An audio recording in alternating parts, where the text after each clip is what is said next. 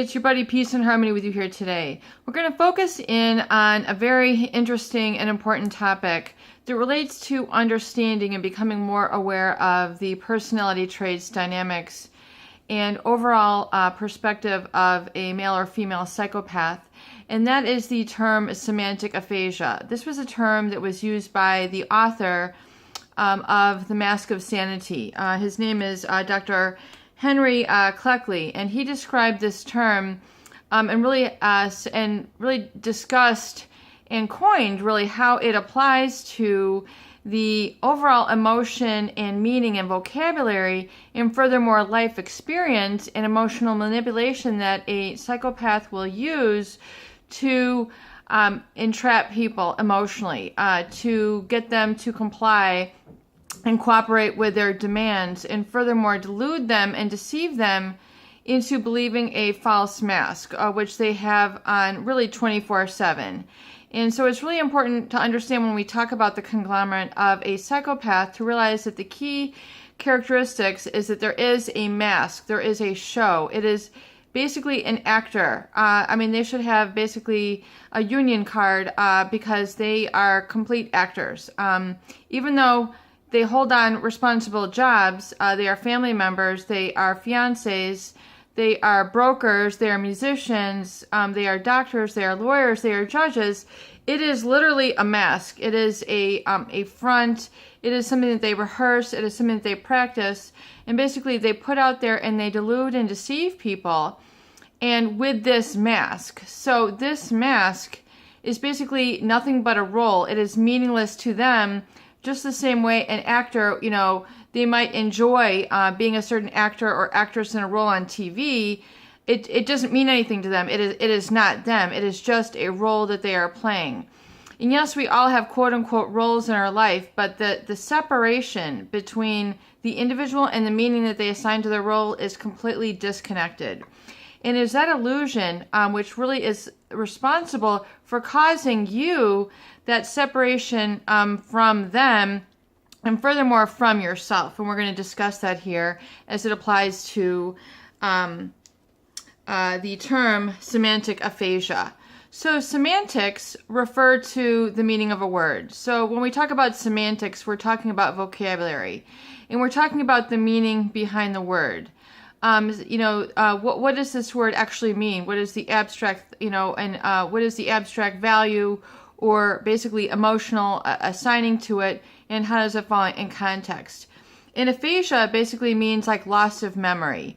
If someone has like dementia, they are kind of like, they might have aphasia or semantic aphasia, which means they don't really kind of remember, their brain wiring is becoming, with dementia, which means the there's like neurotangling of the neurons that wire and fire together, and they become, wiring sporadically, and then they fire sporadically, and so you kind of have this disjointed, or what we call aphasia, or loss of memory, and kind of loss of meaning and loss of context.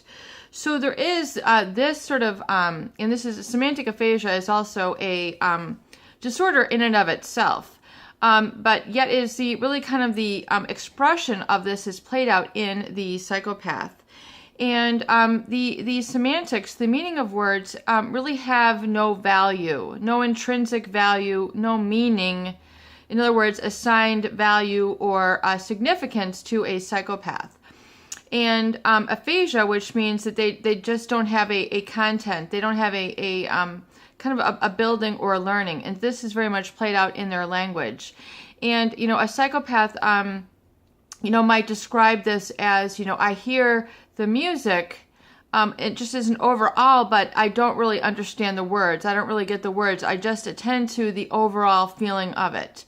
So they don't really connect to things like speeches, music, words, communication, discussion, relationships, and really to life overall in the very much the same way that common or non-psychopathic people do.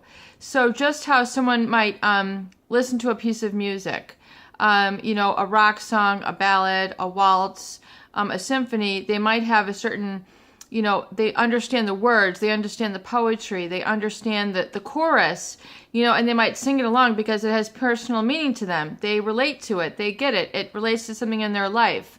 And then the music enhances that. And the psychopath doesn't really have this experience when it comes to music or language or communication. There's just an overall kind of feeling that they get from it, and it's very concrete. It's not very abstract or meaningful. So when we talk about semantics, which is the studying of meanings, aphasia can oftentimes relate to the inability to speak. So, and also inability to speak or string words together or complete meaning, meaningful communication in that regard. And also, Dr. Hervey Cleckley furthermore discussed how psychopaths are unable to speak or hear the meanings in words. So when you are with this individual and you kind of feel like there's this something off, something not right, they're not getting it, and they're kind of, pulling your leg because they don't really get what you're saying. You talk about Valentine's Day and they're like, huh? On top of all the pathological lying that they do, it's inextricably related to this. But it's important to understand that they don't hear the meanings in words. Like when you talk about personal freedom, or when you talk about love, or when you talk about building a future together, these mean certain things to you.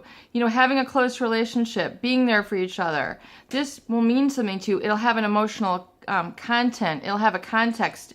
It visualizes into something. Commitment. These are all words that mean something to you. Being there, loyalty, honesty, integrity, ethics, accountability, responsibility. These are all words that mean something to you, but they don't have a meaning to a psychopath. They are basically just words. They're basically just objects. And they learn basically to string these along in order to basically see how they manipulate people and to furthermore get what they want. And so they can be very contextual, cerebral, and intellectual in this process. So, so it's kind of like they're applying, I guess, like an evil genius or something of that nature. And furthermore, he talks about how psychopaths only use words as a tool to manipulate. So when we talk about someone kind of like not addressing you by your full demeanor, like you kind of feel like they're not really interacting with you, like they're just kind of like, even though, and then they're not really fazed by it, they're not really disturbed by it, they're not really like showing an anxiety or this sort of situation. It's just that this is how they operate. They get by stringing these words together as a tool to manipulate. So we see, a lot of the depersonalization of people. We see the twisting of words in sentences for meanings that are designed to manipulate and oftentimes hyper arouse, either sexually, comically, things of this nature, which are meant to basically get you, feeling something, and then you are reacting to them, their charm, their manipulation, and then basically this becomes really an illusion which you end up buying into. And furthermore, it's that which you fall in love with, which does not exist. It's just it's like a stage person. And they understand that words can make people respond. And they don't really care why this is. All they care is that they get a result. And the main result of the psychopath, because they don't have this emotional connection, all they want to do basically is to win. Whatever it is, they want to come out ahead. They want to take advantage of people for their money, their talent, their reputation, their connections, the experiences people will give them. That's all they're after. That is the win to them. And basically, he very interestingly, he talks about how words are basically like passwords or codes that they use to manipulate people. So it's kind of almost like buzzwords, rather than it being part of their own vocabulary, it's part of a scripted vocabulary. So versus based on personal experience, relevance, and trying to communicate a meaning, like we are here, stringing together actual experiences, context, learning, etc., and creating this synthesis, the psychopath basically just doesn't have that same emotional connection to words. In other words, freedom, liberty, justice for all doesn't really mean anything to them. It's just words that like they would basically say that someone is using to manipulate or control people with, versus it being an actual reality, a truth, an inalienable truth. So they look at words and meaning in relationships much differently, and I hope you can get a grasp of this in this video. And furthermore, I think it's very interesting that they very much feel that words open doors for them, and that basically get them where they want to go without having any relevance or personal attachment. And he also talks about how the words don't have any meaning or relevance to them, just like the way an actor is just saying their words. It's not coming from something originated within them. It's basically just something that they are doing as part of their Broadway hit or their theater show. It's just like then they're done. When they're done with their show, then they go on. If you've ever seen, or known someone who, is a performer, it's kind of like, they might be an actor, and then they play one on TV, but then when they come home, they're somebody different. There's no continuity, connection. It's just, and that's very much how the psychopath is with the people who they target in their life. Peace and harmony with you here today. I hope these videos do help.